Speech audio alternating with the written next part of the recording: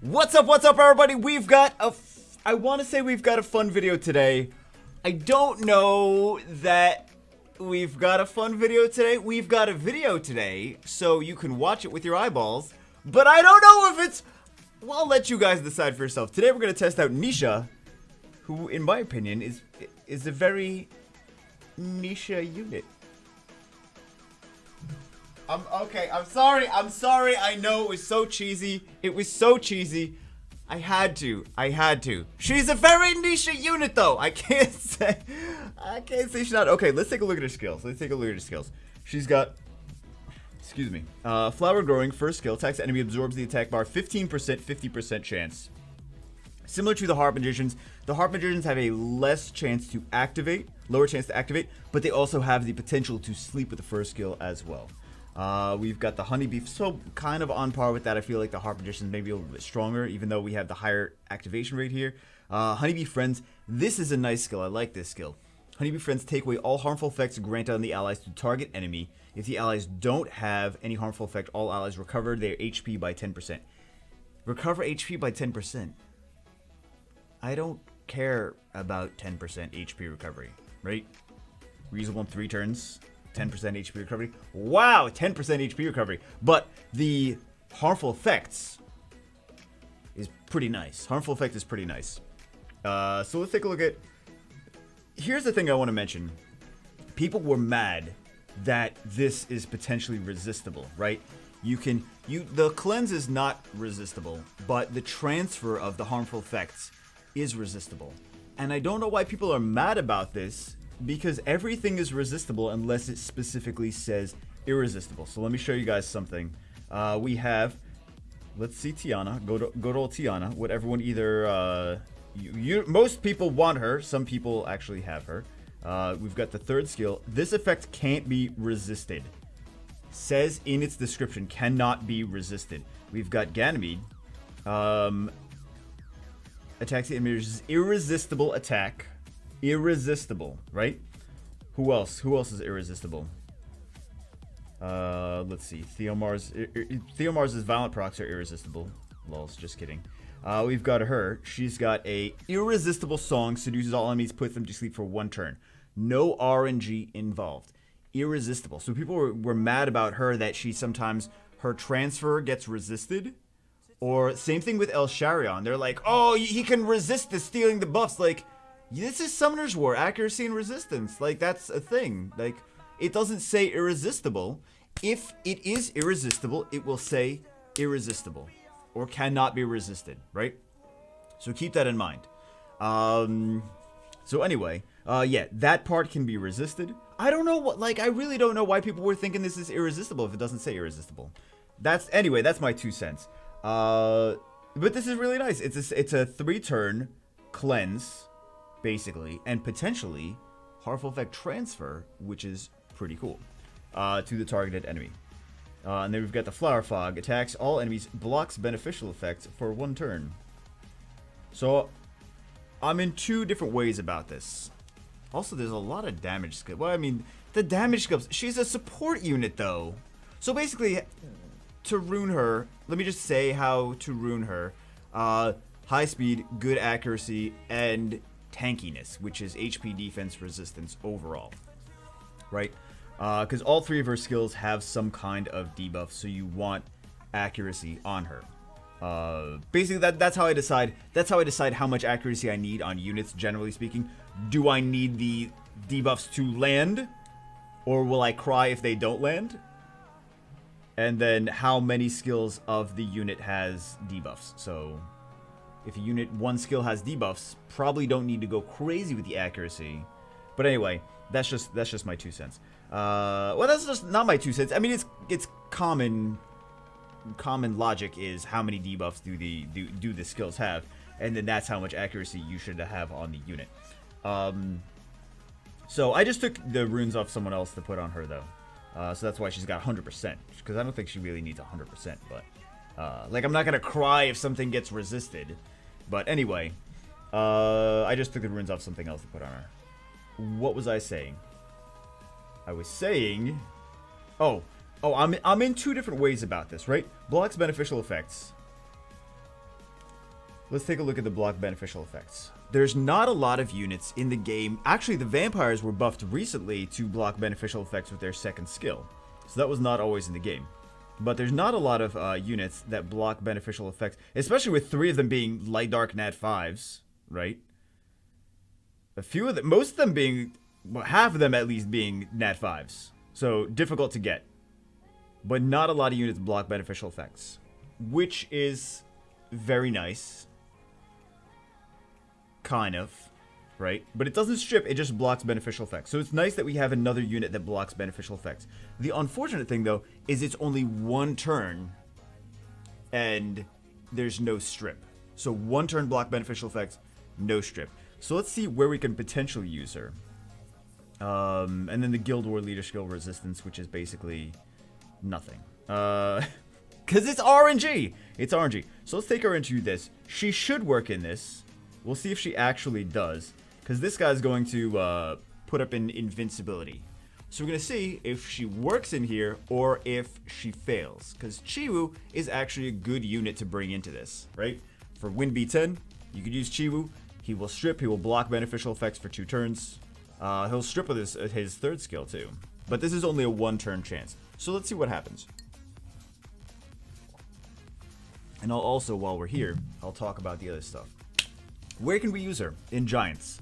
No, she's got element. Would you stop hitting that right tower? What is wrong with you, you dummies? So, she didn't get the block beneficial effects. And he has his invincibility on. So let's see if she, nope, she didn't put it on. Okay. We've got the stuns. She's using her first skill again, first skill again, first skill again, first skill again. Okay. Let's see, we got the dots, we got the stuns. She's still using her first skill. She's not using her second skill even. She's got to have some skill up, right? She keeps using her first. Okay, blocks beneficial effects now. But is it enough? Honeybee friends. Okay, nice. She finally stuns. I mean, she finally cleanses. But she cleanses if she'll heal only if they don't have anything to cleanse. She doesn't cleanse and heal. So, and she won't use it unless her AI won't use it unless they need to be cleansed. So let's see, we've got the blocks beneficial effects, but it's only 1 turn. It's only 1, so it blocked at that time. And it was super low on HP. And GG. Right? I feel like that's GG. It's not enough. It's not. This is one of the places where she should shine. And it's not enough. Right? It's not the fact that she's 5-star, because she survived. She's not there for DPS. She's not there for, and she survived till the end. She was the last one standing, right? So she just failed in one of the places she should be the most useful. So if we can't use her for that, where can we use her? Can we use her in Giants? No, we can't use her in Giants because she's got element disadvantage. Can we use her in Dragons? No, because he cleanses before he puts that immunity up. So unless it's an early game team, she could be useful in an early game team that's going for the right tower first. In that case, she could be useful early game baby's first Dragons B10 team. Necro, no, she doesn't have multi-hits. There's no reason she should be in a Necro team at all, ever. Yeah, there's no reason she should be in a Necro team at all, ever. I had to make sure, but no. TOA, maybe certain stages in TOA. Maybe certain stages. Like the Light Lich stage. She could actually, with Despair, she could actually be good for that. Do we build her and 6-star her for just the Light Lich stage in TOA? Hold off on that one. Rifts and Raid, no. She could be okay for her second skill. Her first and second skill are not terrible for the R5, right? Because she'll transfer harmful effects. You don't need her on Despair for that, though. So maybe potentially in R5 as a cleanser and debuff transfer. Could not be that bad. And she has the first skill, ATB reduction. So aside from that, though, I don't really see her being useful in Rift and Raid. Where else? Limited use in Labyrinth, maybe against certain teams. So TOA, Light Lich, Labyrinth against certain teams. Is that enough to 6-star her? Is that enough to warrant 6-starring her? Okay, maybe that's okay. Maybe she's not a PvE unit. Maybe she's a PvP unit for either Guild Wars or for Arena or whatever. Okay, so let's see. Where can we use her in PvP? Potentially against the Light Pioneer. Because we're all going against so many Light Pioneers all the time that we're going to use her against, like, oh, let me just, cool. Yeah, let me use her against the Light Pioneer. Worth the 6-star for that, I'm sure. That's sarcasm, guys. We don't need to build her just for the Light Pioneer. Where else? Elsharion, maybe. Right? Maybe. That's a big maybe. Elsharion, maybe. So what's going to happen against Elsharion? He's going to steal a buff when he attacks. If she moves first, she can block beneficial effects. It's for 1 turn, though. It's for 1 turn. Blocks beneficial effects for 1 turn. Cooldown 4 turns. He's going to do it. That's his passive. He's going to do it every single turn. Like, oh, you blocked me from stealing your immunity for 1 turn. Okay, cool. Next turn. Do you have your Flower Fog again? Nisha, no, you don't? Oh, well, Elsharion's got his passive again. So, GG. So, useful against Elsharion? Maybe. Probably not. Where else? Theo, Kamoon, Chasun, Guild War teams. That could be a thing, right? Blocks Kamoon's shield, blocks Chasun's attack power buff, blocks Theomar's, I mean, unless it gets resisted, which, of course, RNG and Summoners War, it gets resisted. And it's only for 1 turn, though. It's only for 1 turn. Because if you let Theomar's in for a second turn, he's going to nuke her down. He's going to just do 4 turns, and he's going to kill her instantly. Even with the resistance, even if she has 100% resistance and her leader skill, it's still, he's got a defense break immediately and just nuke her down. So anyway, potentially for Kamoon, Theomar's, Chasun, Guild War teams, potentially could be the most useful place in PvP that I would see her. And I've tried to look in things. Here's another thing, because I know people are going to be like, oh, there's all this immunity. Okay. Yes, she could be good against immunity things in theory, but take a look at this. A lot of the immunity monsters, where are we? Immunity monsters that we're going up against. She's got a cleanse in immunity, right? She's got a cleanse. Harmful effects on ally target. So yeah, it blocks the immunity from 3 of them, but she's still got a cleanse on the first one. Okay. Veladril's gonna cleanse as well. Who else is gonna cleanse? A lot of things. Delphoy is gonna cleanse. Triana's gonna cleanse. A lot of things will cleanse the immunity, not just Amelia is gonna cleanse too. So who else is gonna cleanse? Jean is gonna cleanse with her invincibility. A lot of things are gonna cleanse. Okay, well, what if we're going up against Wusa? Cool, we could use it against Wusa. So you're gonna put her on Swift and beat a 118 base speed unit and put her on your best Swift set just to counter Wusa. That's a tall order, man. That's a tall order. And hope to not get resisted. And then Wusa just says, okay, that's okay. I'll just use my 3rd skill next turn.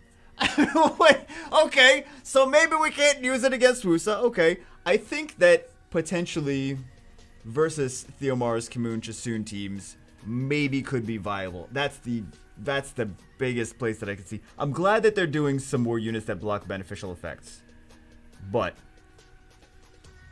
I don't. Should we 6-star her? I would not recommend it. Let's think about a tier list. Okay, let's think about like who is a good tier list for 4-star units. We got like Lucian and Galleon up here. They're really solid units. We got like the water one, the water dryad. Let's say maybe like S tier, because you know you're not gonna use her in everything. But for 4-star siege towers, she's one of the best for 4-star siege towers, right? Oblivion 4-star unit. That's what made 4-star siege towers a pain, because there's no 4-star Oblivion, right? Because you got the Sarion to counter things, but he's 5-star, right? So the water one is really meta relevant. Only 4-star unit with Oblivion. We'll take a look at the water one in a second, actually. But like you have Lucian Galleon here. You have like the water one is pretty solid. Wind one a little bit lower than that, and then you got the fire one here, like, C tier. Like, you know, the water one is like S tier, fire one is like C tier. It's just, let's take a look at the water one, because everyone's talking about the, like, oh, they want the water one, they want the water one. Here, that's basically the tier list for the normal elements is water, wind, fire. In my opinion, attacks the enemy, puts the decrease the attack gauge by 50%, puts into oblivion for 2 turns. 2 turns. 2-turn oblivion. So, and decrease attack gauge, which potentially can counter violent procs. And we have a defense leader skill, and we have element neutral against not element neutral, element advantage over a lot of the annoying current meta defense units that have passives, right? Raccoon, Kamoon, Garrow. So, even this could be even better against Theomar's and Theomar's Kamoon Chasoon teams. So we've got the same second skill. We've got this Oblivion State and reduced attack gauge and Guild War Leader skill, which is a guaranteed leader skill. It's not like you flip a coin, you're like, oh, you have increased defense this turn, like it is with resistance. Resistance is RNG, RNG, RNG, RNG. I'm tired of RNG. I hate RNG. RNG is never in our favor, right? So this one, just guaranteed leader skill is what I love. And then Oblivion for 2 turns, as opposed to a block beneficial effects. Like, I'm trying to find places to use her, but it's just, the thing is, 1 turn block beneficial effects with a 4-turn cooldown is not enough. Her second skill is not bad. But she's not a very exciting unit. But here's a question. Here's a question that I have. Did they make her lackluster on purpose to give us the opportunity to have her as a Hall of Heroes in the future?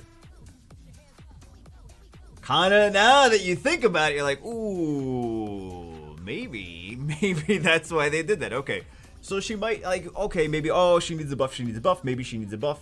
She definitely would need a buff to be viable. But if you think about it, there's not a lot of buff blockers in the game. And the Dark Beast Monk is... What, are they going to buff her to be at the same level as the Dark Beast Monk? Because with her second... I feel like her second skill is stronger than his. Which would make her better than the Dark Beast Monk, wouldn't it? Would it not make her better than the Dark Beast Monk if they buffed her? So, they're not buffing the Dark Beast Monk. I just don't see her. I don't see the viability of her. I think there's just better. I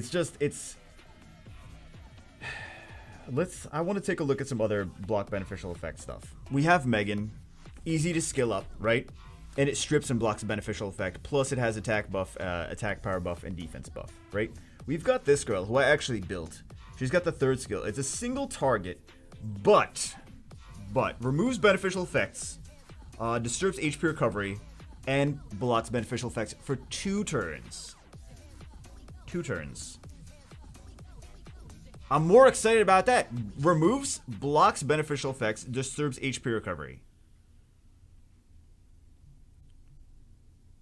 I mean, I guarantee that if we did the Hall of Wind with her, I don't know if she's still ruined, but I guarantee if we did the Hall of Wind with her, it'd be a very different story. Because she's got blocks, she's got a strip, she's got the block, she's got disturb HP recovery too. So, I mean, we could finish it out by doing that. Let's do that. If she's ruined.